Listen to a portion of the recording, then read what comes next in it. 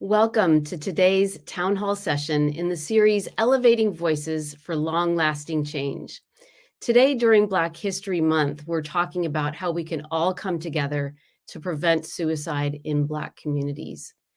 And as many of you are aware, it has been a time of recent tragedy and loss with the passing of Chesley Christ and Regina King's son, Ian Alexander Jr., both by suicide. And this has really elevated the topic of suicide loss, addressing mental health needs, being more authentic about what we're all experiencing as human beings, and particularly suicide loss and prevention in Black communities.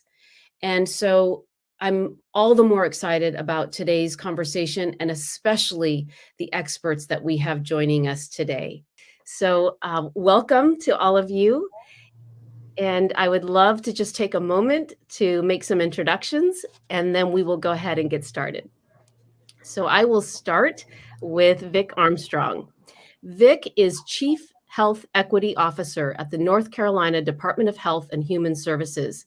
He has had a long career devoted to human services, and he has been really trying to elevate the needs of individuals with mental illness, and particularly in underserved communities. Next, I'd like to introduce Dr. Alfie Breland Noble, who is an internationally recognized scientist, author, speaker, and expert in this space. She is the founder and board president of the ACOMA Project, and we will hear much more about her work with the ACOMA Project and with communities. Dr. Tammy Benton, last but not least, is the Frederick Allen Professor of Psychiatry at the Perelman School of Medicine at the University of Pennsylvania. She's the psychiatrist in chief and chair of psychiatry at the Children's Hospital of Philadelphia and chief of the Division of Child Psychiatry. She is also a member of AFSP's Scientific Council and president-elect of the American Academy of Child and Adolescent Psychiatrists, as well as for the training directors of that field. So it is my pleasure to welcome each of you, and maybe we can just go around and have a quick hello. Maybe starting with Vic, we'll go in the order that I made introductions. Sure. Thank you so much. It is I'm just thrilled to be here. I think anytime that we can have a conversation about mental health, particularly as it pertains to historically marginalized communities, it is definitely a needful conversation to have, and to be able to do so with such esteemed colleagues as I'm among today is just an added treat. So my pleasure to be here. Thank you. Thank you so much for having me. It really is. I'm just going to echo. I'm not going to repeat everything Vic said. He said it very eloquently, and I share those sentiments. So all I'll say is, in my little bit of languages that I know, kumusta ka, bonjour, hola, and hello to everyone. Thank you so much for having us, Doc. And thank you, Christine, for inviting me to join this incredible group of talented leaders. I'm so happy to be able to join this conversation with Dr. Alfie and Vic, and I think we're going to have a rich, robust conversation today that I hope will inform our participants about Black youth suicide and suicide in the Black community. Absolutely. Thank you all so much. And again, I just want to say that each one of you have been doing such important work, leading in the field of mental health and suicide prevention over decades, with a focus on minoritized communities. And so you are the experts. We want to learn from you.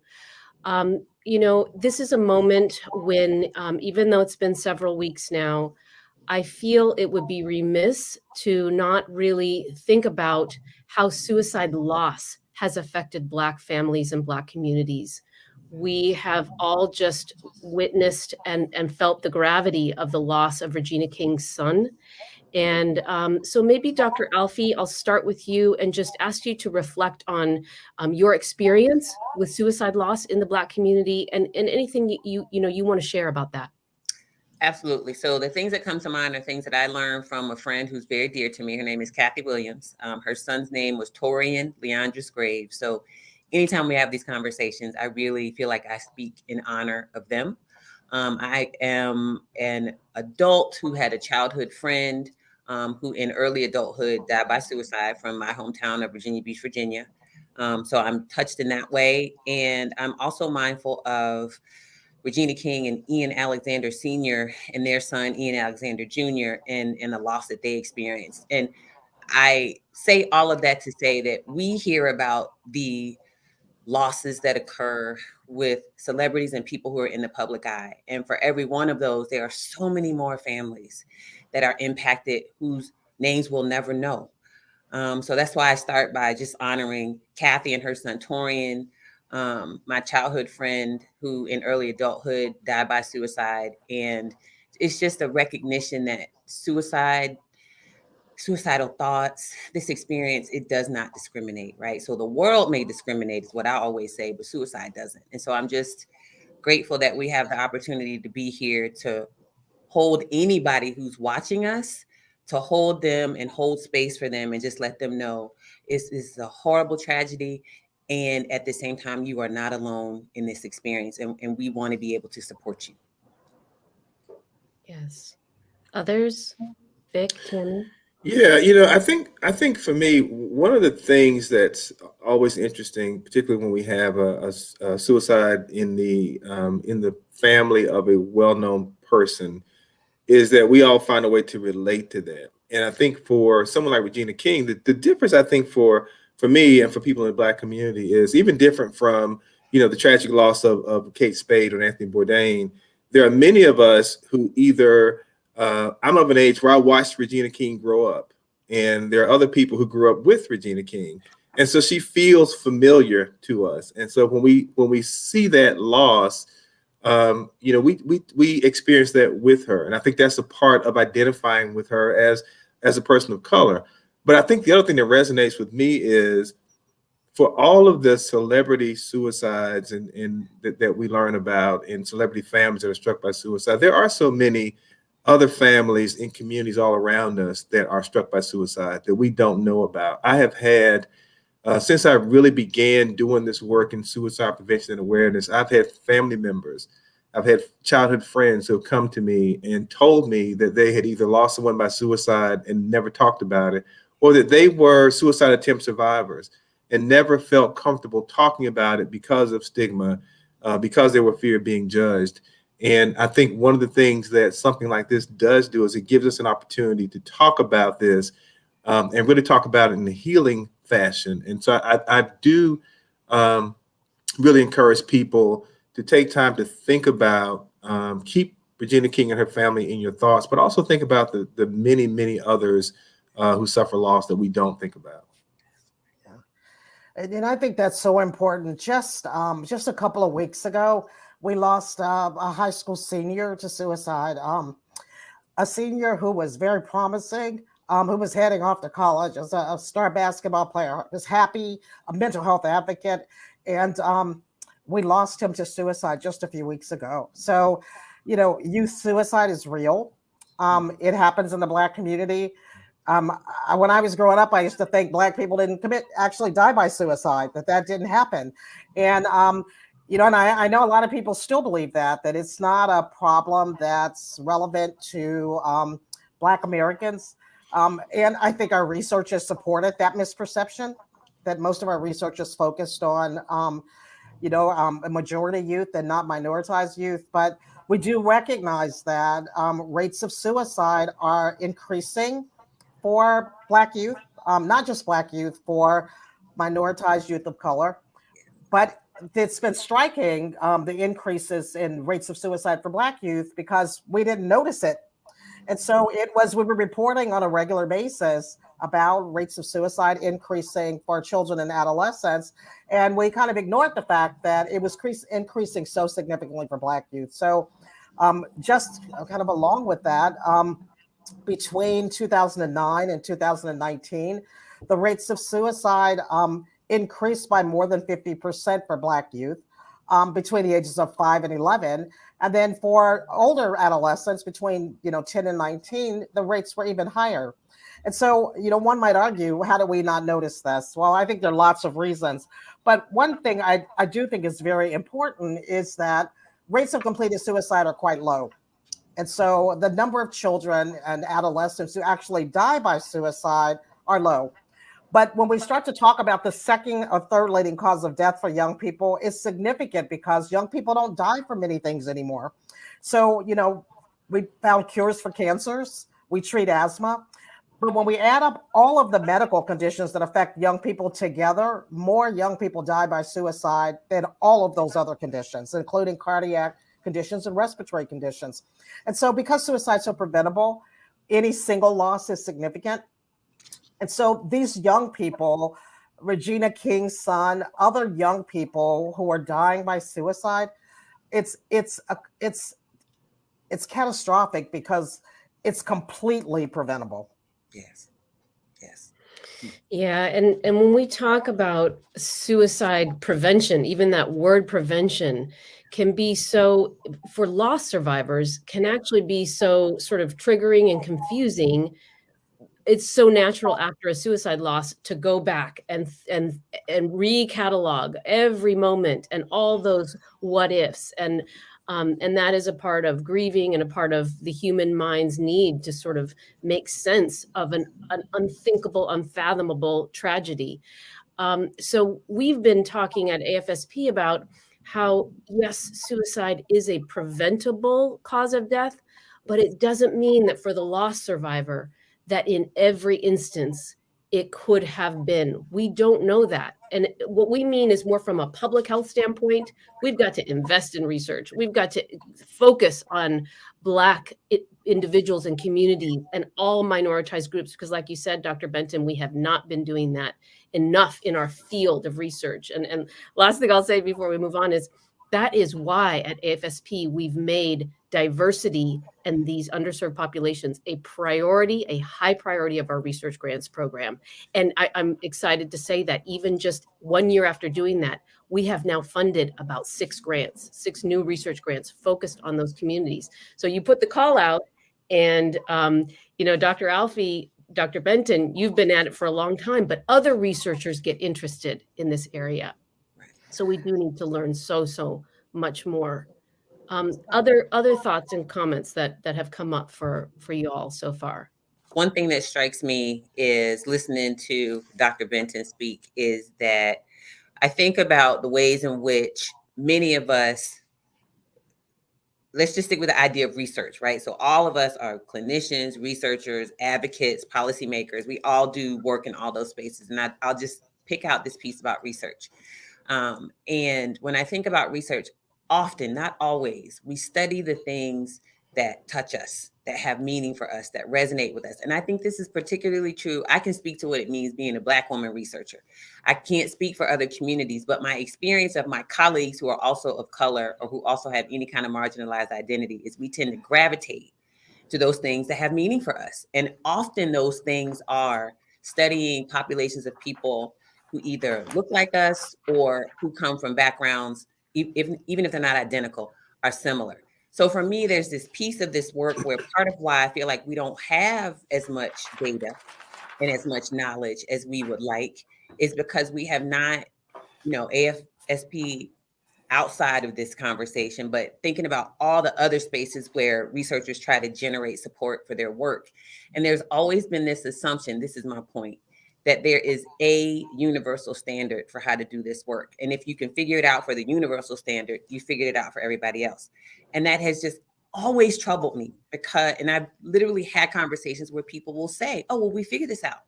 We don't need to talk about this anymore. And I'm thinking, no, but we haven't.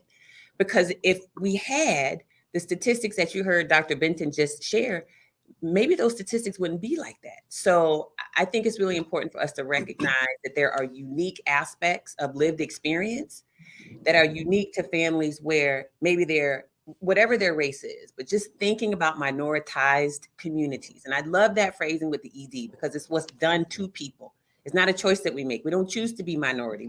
We choose to be who we are, and other people place those negative labels upon us. So this idea of minoritized and marginalized is really important to me for that reason. But, ultimately my point is that when we take a moment to recognize that things like racism, discrimination, trauma related to different aspects of our identity, what does it mean to be the child of an immigrant family. What does it mean to be an immigrant yourself? If we don't factor those things into our understanding of mental illness, mental health, conceptualizations of both, and work in suicide prevention, then I feel like we're doing a disservice to so many people out there. And just thinking about the stats that Dr. Benton shared as well, one of the things that struck me in reading some of the more recent articles is that people are beginning in the last probably 5 to 10 years to talk much more frequently. And I would say not just talk about it, but you have editors who are willing to publish it, right? That's the key, because people always been talking about it, but is it published is the thing. Where we talk about the impact of growing up in a society where your identity feels constantly under attack and how that negatively impacts young people. So I'm happy to see these kinds of changes, including the changes that you shared just now, Doc, about the investments that AFSP is making. But if we don't factor in these other social determinants of health, I think we do our young people and ourselves a disservice when it comes to this idea of suicide prevention. So those are the things that struck me when Dr. Benton was speaking. Yeah, go ahead, Dr. Benton. I'm sorry. Oh, I actually just wanted to say, in line with Dr. Alfie's comments, the comment about prevention for suicide extends beyond having someone say to you, I'm thinking about harming myself. It really is recognizing the factors that contribute to suicidal feelings and suicidal behaviors in minoritized communities that are multiple opportunities for intervention long before we're talking about planning suicide. So I just wanted to comment on that. Absolutely. Yeah, to piggyback on both of those comments, because so much of what you both share just resonates with me in so many different ways. One of the things that resonates with me is that is the intersectionality. So as we're having these conversations and thinking about things not in terms of a one size fits all, but thinking about the intersectionality of what it means to be not just a person who's lived with mental health challenges, not just a person who experiences suicidality, but being a person of color who experiences suicidality. Is a very different pathway for a Black man who's having a mental health emergency or mental health crisis, as we call it, and a white man. The response is different. The reaction is different. And so really thinking about those nuances of race and culture and ethnicity and socioeconomic status differently than we have in the past is one of the things that I'm seeing starting to emerge. And it's so important. Also because one of the things I talk a lot about with folks around the country is that how we identify in terms of community often determines how we respond to things and how we see ourselves as a part of things. And we often associate our community with those groups that we have things in common with. And part of what has happened over the years is when we think about the community that's impacted by suicide, we've not seen ourselves as a part of that community because we've allowed ourselves to believe that it doesn't impact us.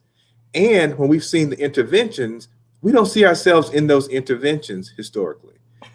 Even in terms of treatment modalities for mental health in general, most of those treatment models are based on the perceptions and the thoughts of from a white Anglo-Saxon Protestant male perspective and don't take into account the nuances of race and culture, ethnicity, sexuality, gender identity, any of those things. In fact, most of those treatment models were really devised and based from a pattern of thinking from when people of color and women were thought of as lesser, and people in the LGBTQ community would have been thought of as mentally ill.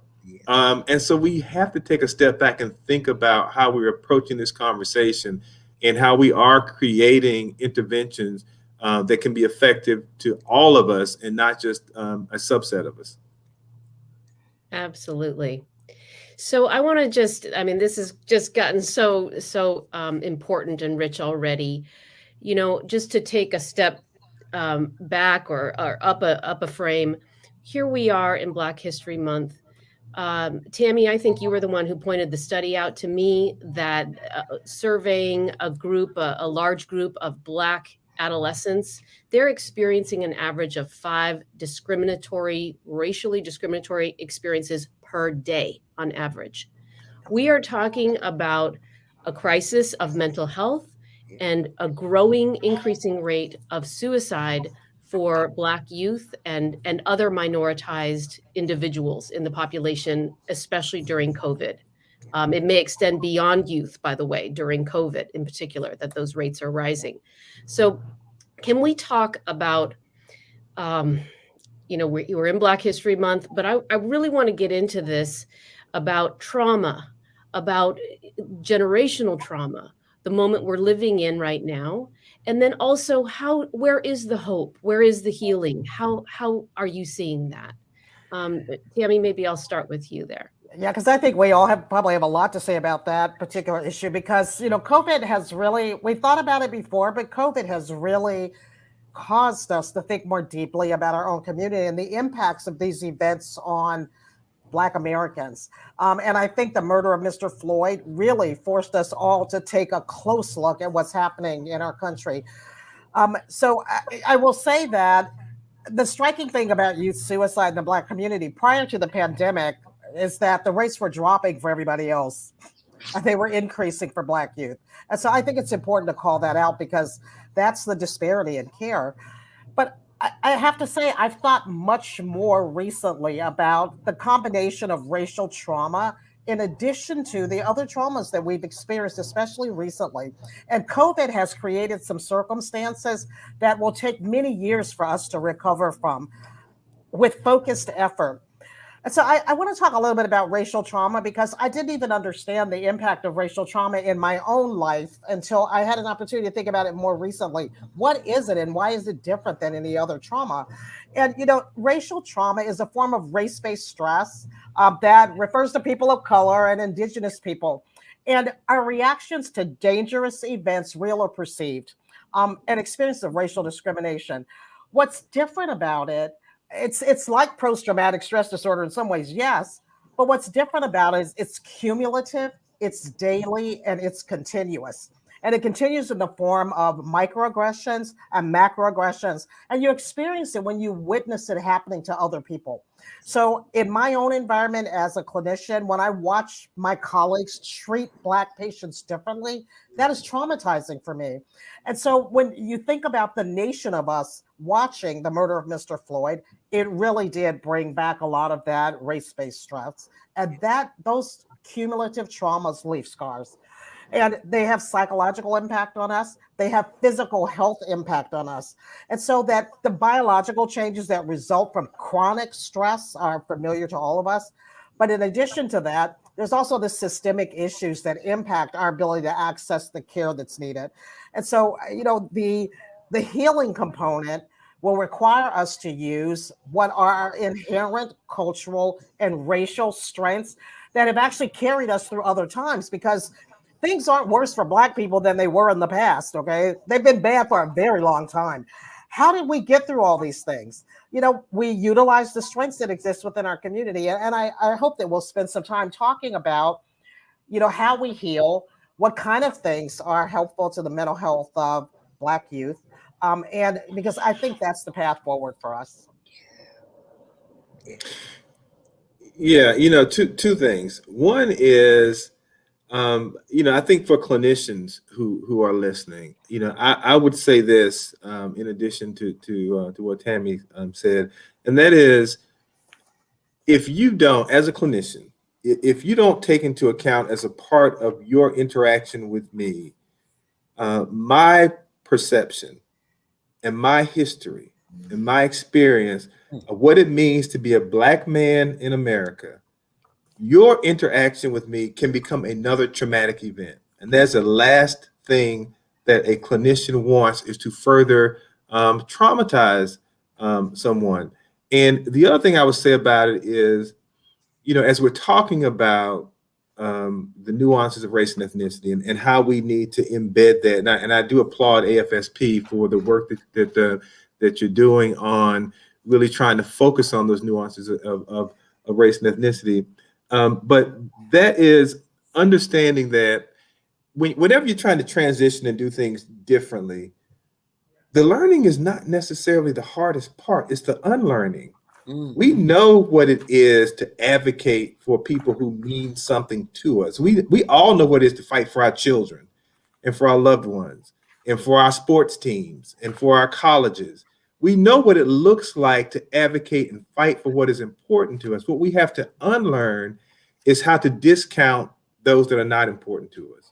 That's where the intentionality has to come in, is to say, I'm going to unlearn this pathway that I've been on of only paying attention to what matters to me, but looking at what matters to other people who may be impacted in the same way, who may be suffering in silence, and understanding that just because you don't hear them suffering doesn't necessarily mean they're suffering in the silence. It just means that you don't hear it and you're not listening. That is so deep. I'm just sitting over here like the amen corner, like, yes, preach, preach. And it's just so, everything that you're saying is so rich. And the thing that keeps running through my mind is this idea of how do we merge people's real lived experiences, which is what I heard Vic talking about, with what we think about in the clinical and scientific space, which is what I heard Dr. Benton talking about. And I think some of that is psychoeducation. How do we share the knowledge that both of you all bring with community as a way of supporting and uplifting, so that if people are not listening, we can listen to ourselves and we can amplify our own voices enough to sort of force people. I always tell my trainees, we're going to shame people into doing the right thing. And so if there's enough voice, if there's a cacophony of voices saying this is important in our communities and you need to be paying attention to this, I think people don't have a choice but to focus on it. I can remember, 10 years ago, I will never forget this, trying to write STEM questions for the EPPP, which is the licensure exam for psychologists, and talking about exactly what Dr. Benton was speaking to earlier, which is the fancy term is allostatic load, right? That wear and tear on your body due to all these stressors. And in our case, as Black people, those are more often than not racial stressors.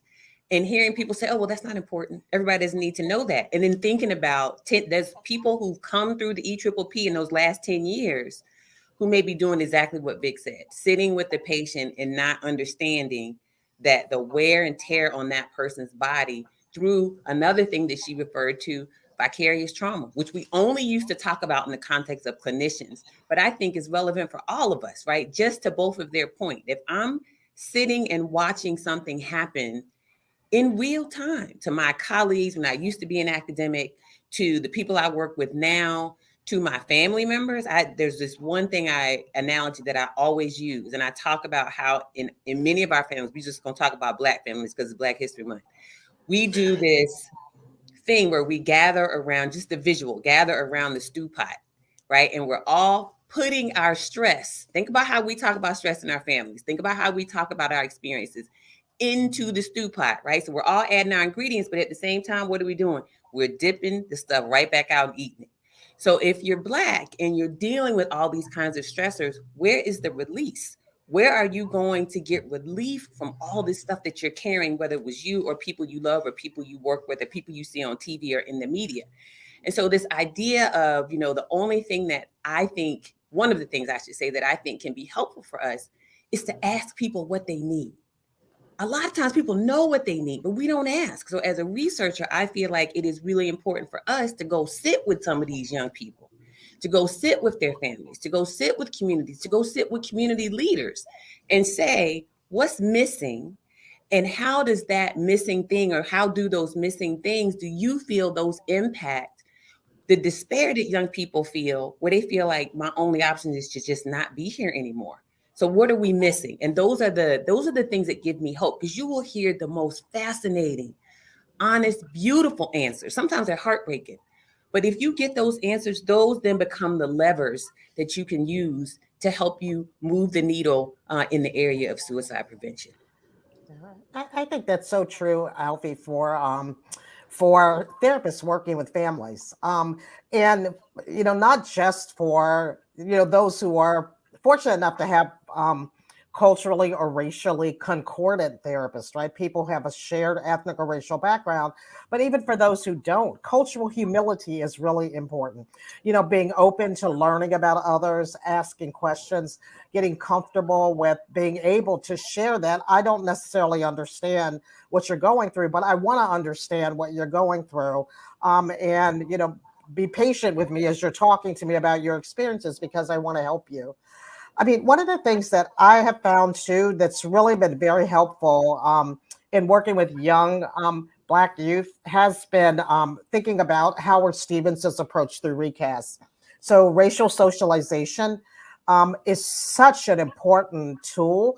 And when I think about what's changed over the years for Black Americans, it's all of those systems that we used to have that reinforce that just don't seem to be so accessible anymore. Like our churches, our community centers, our family, extended family who all lived in the same places. But racial socialization is so important, like how we think about and make sense of race for the purpose of boosting self-efficacy. So it's not, you know, it's pride messaging, it's preparation for frightening situations. What do you do when the police stops you? How do you handle those things? How do you have more control over those situations?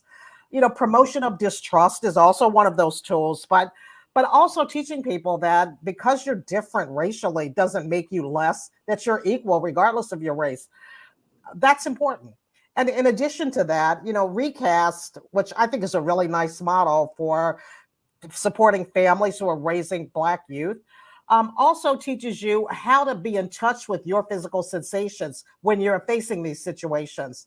So I can say my own son had a recent event where with the police on campus where, you know, the police approached him and another group of kids. And, you know, one of the things that I was so appreciative of, because I was naturally very upset, he said, "Mom, this happens." And he goes, "And I'm glad that I knew what to do. I responded to the police. I put my hands on the, you know, on the dashboard. I took some deep breaths. I kept myself calm." You know, those are positive tools for teaching young people to address the kinds of things that come up for Black youth. And those are positive coping skills and ways to develop self-efficacy. They are, but I think the part that's heartbreaking for me is that from one Black mom to another, the fact that we have to have these conversations with our sons, right? And I know Vic understands this on a very different level. I will never understand it because I'm not a male. But I think the idea of the stress that comes along with, because I have a senior who is probably going to take a gap year, thank God for me.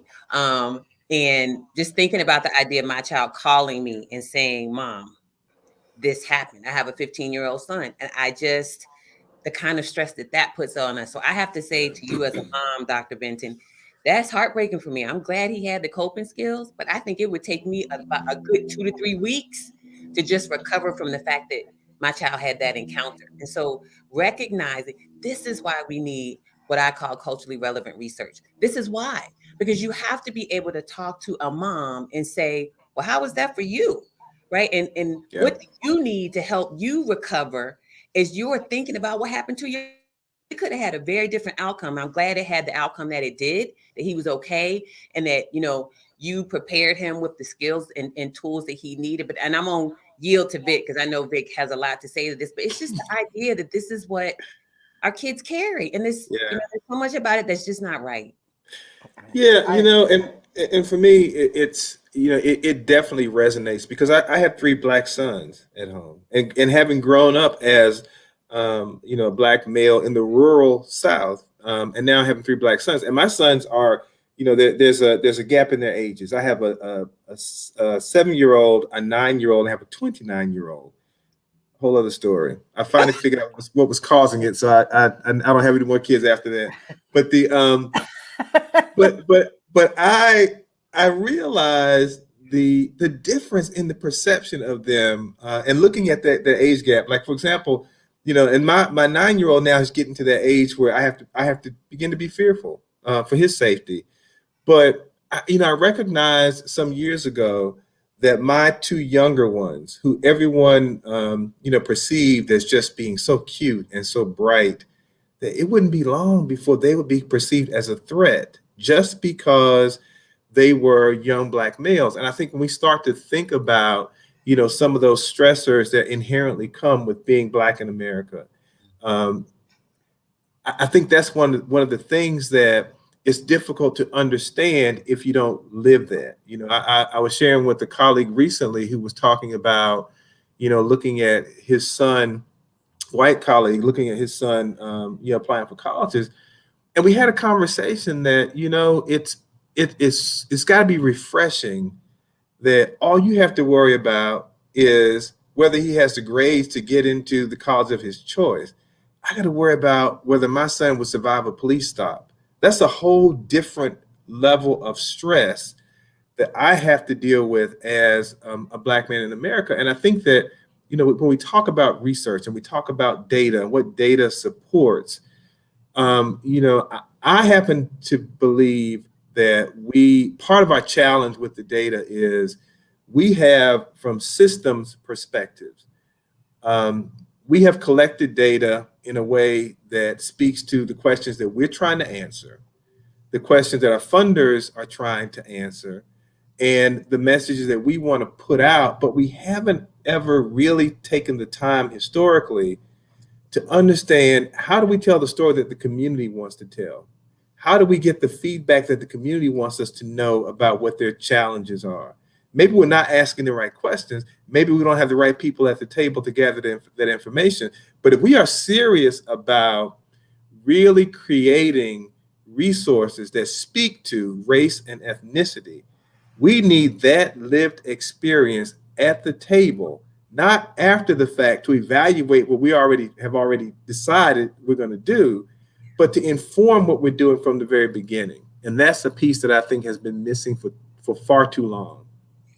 Okay, I am like, this is just such an amazing conversation. I just want to share, I know Dr. Alfie is going to have a lot to say, that her work at the ACOMA Project can serve as a model for exactly what you're talking about, Vic, and I want you to talk about this, Dr. Alfie.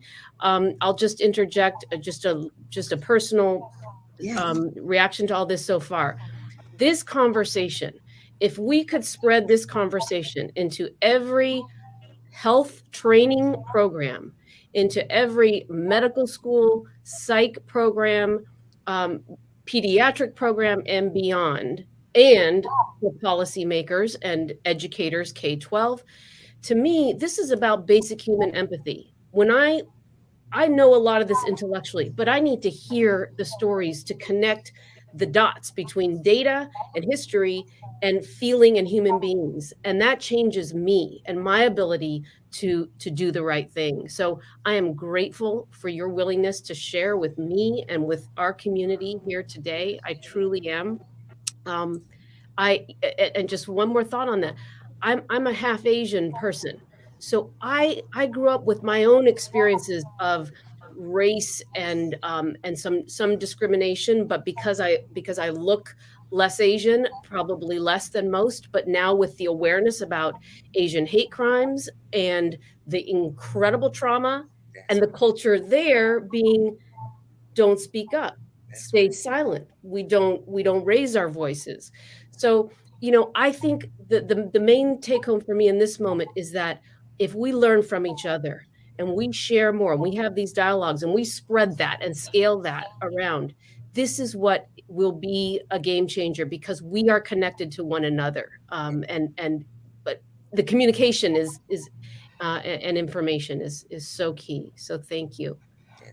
I love that. Everything about that. And one of the things that I love that you said is this idea of we are better together and we are stronger together when we recognize each other's humanity. And so my experience as a Black woman, there are overlaps. No, it's not identical. There are overlaps to what people in the Asian community experience when they're experiencing discrimination. And one friendly amendment I want to make to something Vic said. When you talked about your sons and listening to Dr. Yu Moutier talk about her experiences, being a multiracial woman with Asian ancestry.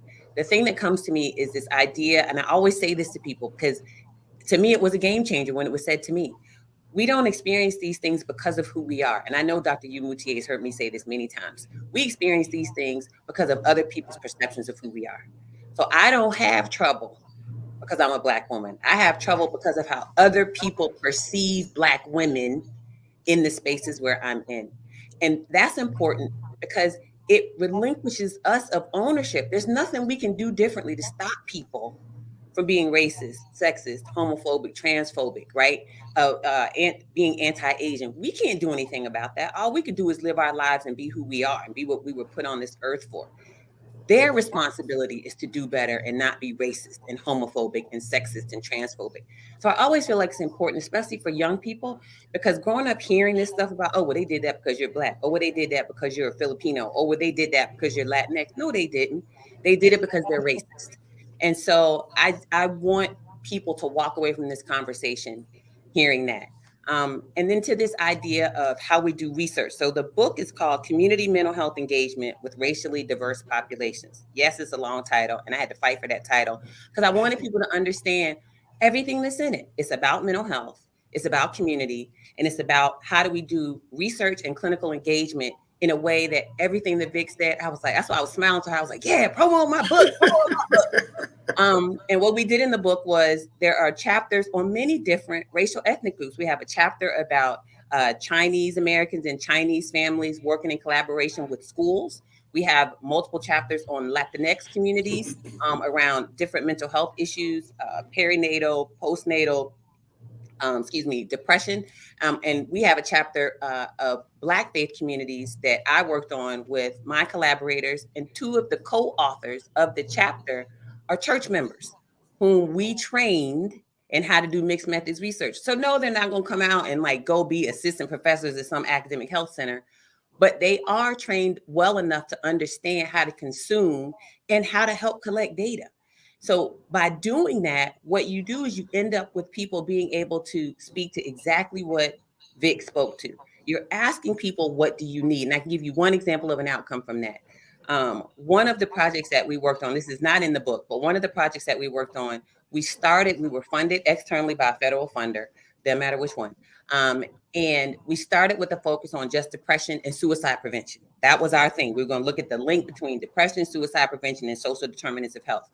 And very quickly, what the community said was, but if you're not dealing with racial trauma, Dr. Benton, then you're not looking at everything that's important to us. And if you're not examining socioeconomic status, then you are not looking at everything that's important to us. And so we pivoted and put our focus on Black faith communities, suicide prevention, for youth with a lens of including racial trauma. Right. But that was because of them, because at the time, this was like 15 years ago, 12 years ago. I was like, oh, I'm not a trauma person. I'm not a trauma. I know what it is, but I don't do trauma. Right. And they had to educate me and I had to learn. So what came out of that project was multiple focus groups. We ended up extending that project. And with about $275,000, we were able to collect data from 205 Black folks. Right. That's a lot. And the community members were the ones who co-led data collection with us. We got them certified through the IRB. We got them IRB certifications, Institutional Review Board. I'm sorry for the jargon. The ethics review. And that's the way that you find out what people need and how you can help them. So all that stuff is published. There's lots of data behind that. But I just appreciate both of you, all of you actually giving me the opening to talk about we can do exactly what you said, Vic, right? And we had to have people who believed in us, who wanted to put money behind it to allow us to build that kind of work. And you know, Dr. Alfie, that's so important because when we look at all the data around suicide, we have a pretty good sense of what the risk factors are for Black youth, but connection to care is really important. So, you know, how do you get people to care? And there's so many recent studies that reflect that less than half the time Black youth actually get to follow-up care. And that data also reflects that suicide risk is reduced by about half for people who actually do get to care. So, you know, we've been working harder around expanding access to culturally concordant providers, or at least those who have explored cultural humility and know how to ask questions and know how to be present, and to think about how do we look at improving connections to care for young people. And on another note, I have to tell you, even as a mental health provider, I wasn't 100% convinced that half the stuff we do actually works for folks. And so, when I had that experience with my son, and Dr. Alfie, you mentioned that it was pretty traumatic. It was traumatic, and I acted, and I acted much more than my son felt comfortable with. But on the other side, I didn't realize how traumatized I was by that experience until I spoke about it for the first time in a group where Howard Stevenson was present. And he asked me to stop and take a few deep breaths as I was speaking, because I didn't realize how emotionally and physiologically aroused I had become just thinking about what happened. And it was such an example of the kinds of things I wish we were more attuned with and would say more to our patients and families, because I really think it would increase our engagement and ability to provide more effective treatment. So I'm so glad that you and Vic are paying attention to and looking at how we can connect more with the community. That's right. That access to culturally competent care in our communities is so important because, first of all, when we talk about access in general, again, I think one of the mistakes that we have made as systems is we think in aggregate terms. So we think that more is better because all ships will rise. And that's not necessarily the case. We think if we put more access out there, no matter what it looks like, that's right, that everyone's going to benefit. And that's incorrect because, first of all, as both my colleagues and as you too, Dr. Moody, have expressed, there are nuances. And so you are not necessarily speaking to my specific needs when you talk about, you provide access in the way that we always have. And so oftentimes we will create something. And I'm even thinking in terms of, my role in working for the Department of Health and Human Services, we can put out resources that may benefit 75% of the population. And you still could miss 75% of the Black population because it doesn't speak to the nuances of that particular race. And I think that is part of our challenge. And what ends up happening is, and Dr. Benton talked early on about, and I'm going to kind of paraphrase it, but, suicide itself is not a disease. It is the worst possible outcome of a culmination of a lot of very complex things.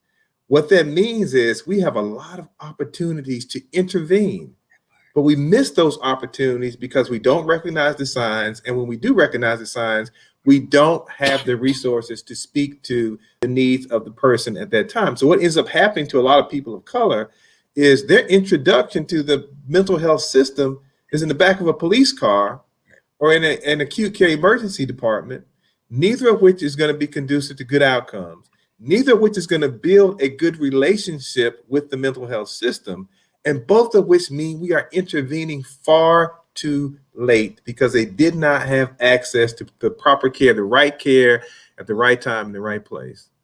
Can we just talk about 988? You're already on it, but anyone, please chime in. We have this huge opportunity and need to reform our crisis response system, both from the standpoint of mental health, mental illness, and from racial diversity and those divergent outcomes. You saw I almost took off, but go ahead. 988. Bring it home. What I want people to understand is exactly what you said. We have a huge opportunity. That part. 988 is not the silver bullet. 988.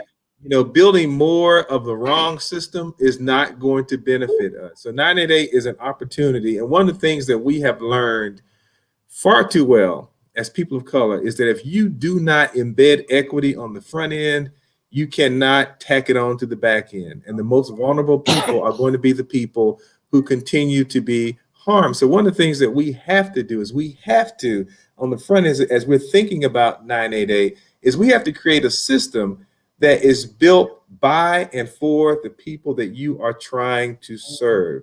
Our behavioral health system, I believe the very structure, the very foundation of how we respond to people who are having mental health emergencies is just flat out wrong because we don't have a system currently that is built to nurture and protect the person who's having the mental health emergency.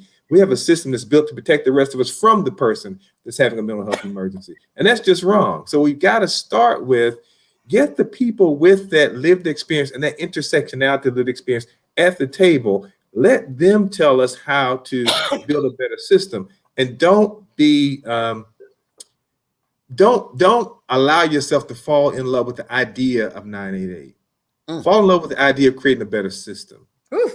Absolutely. Man, you preaching. Good grief. That's just phenomenal. And the only thing I will add to that is everything that you said, I put like a highlighter and like stars and like stardust and everything, because it's so true. And I've always felt like the ogre in the room when people bring up 988. And I think what you've given me permission to do just now, Vic, is just to, you have articulated it. If we just keep building these systems, right? It's similar to the system of mHealth, this proliferation of all these apps, right? And you can get to a therapist, you can get to a mental health provider through an app.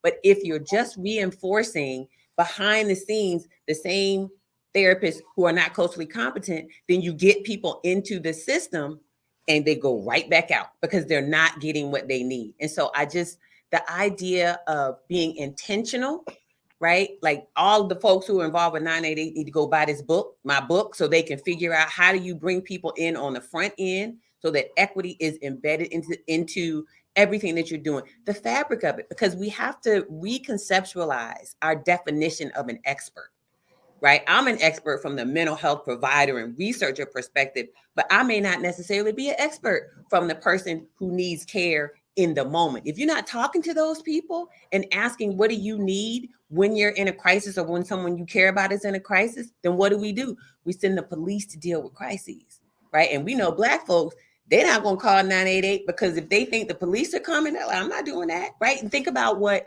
Dr. Benton just shared, right, about her own child's experience. And so she may not be a person who responds that way, but there's so many other families who are going to have a very different reaction. And we end up, just like you said, you put garbage in, we should say that in graduate school, garbage in, garbage out. So we have to be intentional. And thank you so much. You have really given me something with what you said, Vic, because it's so true. So thank you for permission to be critical and ask people to be intentional in what they're building with 988. Okay, now go ahead, Dr. Benton. I just wanted to say one last thing, which speaks to our focus on workforce development. So we need to think about how we're going to diversify our workforce, because I think that will help us address many of the things that we're struggling with right now. Yep, and that is one of our top advocacy areas of focus. Absolutely.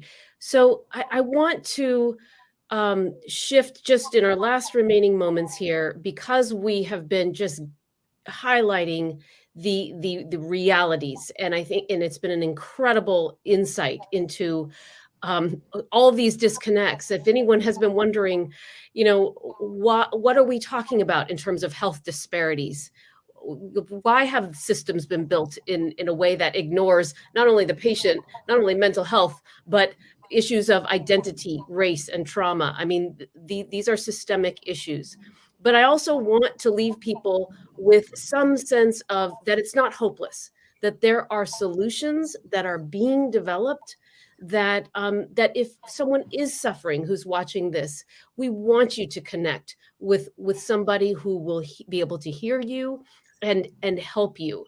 And that is not an impossible situation, even though all of these realities are as they are. So maybe just let's go around and just mention one thing, either a program that you know of that gives you hope, that's emerging, basically something along those lines that might be something for people to hold on to, or again, on a personal level, a way to something to leave them with. Yeah, absolutely. So mine is quick. Mine is through the Acoma Project, is a program we built, I don't know, maybe 20 years ago when I was faculty at Duke in the Department of Psychiatry. And it's called Acoma Flow, FLOA. The acronym doesn't matter. The idea is really, it's an intervention designed to increase and improve communication between parents and youth. We started primarily with the focus on Black youth. And in our pilot study, what we found was that 100% of the kids who went through the Acoma Flow program, compared to, we still had high rates for the kids who didn't, 75% who didn't, actually went into and got into their first couple of visits of mental health treatment. And so for me, what it speaks to is something Dr. Benton, I was going to say Dr. Tammy, Dr. Benton said earlier, which is how do we engage families? So that's what it is for me. That's what brings me hope. Awesome. Thank you. So, I think for me, and keep in mind, I am a preacher's kid. So, I was born and raised son of a pastor. My father pastored the church for 48 years, and he just retired probably 4 or 5 years ago from pastoring a church. And for me, particularly growing up in the rural South, the church, the faith-based community, has always been the gateway to the Black community. It was where we went for our social services. It was where we went to be socialized and to be with like-minded people. And it was also the vehicle to let folks outside of our communities know what was important to us. It's where the politicians came when they wanted to get the Black vote. They came to the Black church. And so one of the things I think that I'm really excited about is, looking at new avenues to engage in the faith-based community as a resource for reaching into the Black community and normalizing the conversation specifically around suicide. And I had the opportunity, because of AFSP, to be a part of looking at a project called Soul Shop. And I am really looking forward to getting more involved in Soul Shop, because it really is a toolkit. It's a curriculum that helps to prepare faith leaders and congregations to normalize the conversation around suicide and to learn how to intervene when people in the congregation are struggling. And trust me, people in the congregations are struggling. No congregation is exempt from having people that live with mental health challenges. There are people in congregations all across America who are experiencing severe depression, anxiety, and suicidality. And the church the faith-based community can be a vehicle to remedy a lot of that. And so that's one of the things that I'm really excited about. So I've never been hopeless about this situation. I think that, Black people have struggled with lots of things for a very long time. And this is just a new chapter for us where we can talk about these things openly. I've been really inspired by these conversations and the report by the Congressional Task Force, where scholars, clinicians, people with lived experience came together to say, this is what we're going to do. And they've laid out a roadmap for how we're going to get there. So I find that incredibly inspiring. And AFSP's partnership in my own community in West Philadelphia, we've come together across the community, including the churches, community centers, and we've been able to see some declines in our rates of suicide in Philadelphia County. So I'm inspired and hopeful. Thank you so much, everybody. And what Dr. Benton was just referring to was the Congressional Black Caucus's Ring the Alarm, really emergency task force focused on Black youth suicide, which Dr. Alfie was a member of that task force, and such incredibly important work. So if anyone wants to learn more about that path forward, especially from a policy standpoint, please look up the Ring the Alarm report. But I want to just thank all of you. This conversation has been so deep and so incredible. I feel personally inspired and more motivated, honestly, than ever to really find ways to deepen this work, certainly through our network at AFSP. And I know that everyone who's tuning in right now is doing so because this is a topic of interest and you want to find paths forward. So we thank you for being in this together. It is a time that is, I think, on the one hand, very polarized and full of peril, but on the other hand, mental health and human suffering is something that connects all of us. And that's a powerful force. So thank you so much. Take care. Look forward to seeing you all another time soon. Thank you.